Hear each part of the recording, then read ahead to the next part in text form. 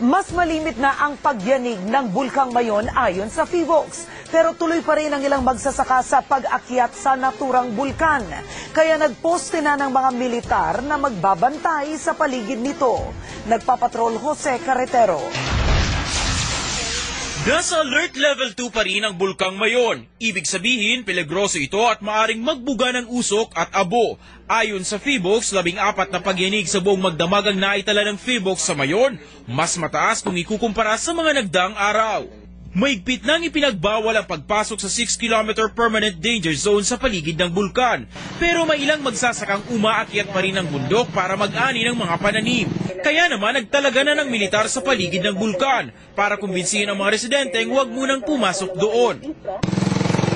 Pero ang magsasakang si Conrado pumasok pa rin sa danger zone at nang lumabas, dala niya na ang mga inaning root crops.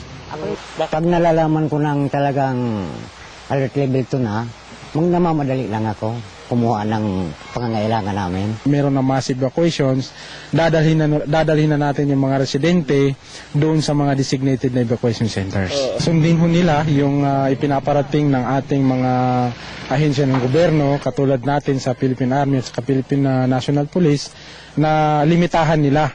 O kung maaari sana, wag mo na silang papasok doon sa 6 na kilometrong permanent danger zone.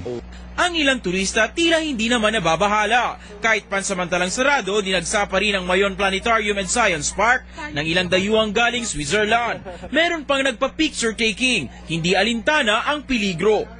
Here a lot of people are living here, they are not afraid, so there are no reason also for us to come here.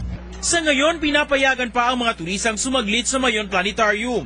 Basta't meron lang silang sasakyan. Hirap naman ang PHIVOLCS sa pagmumonitor ng crater glow sa bungangan ng bulkan dahil sa pag-ulan. Jose Carretero, Patrol ng Pilipino, Albay.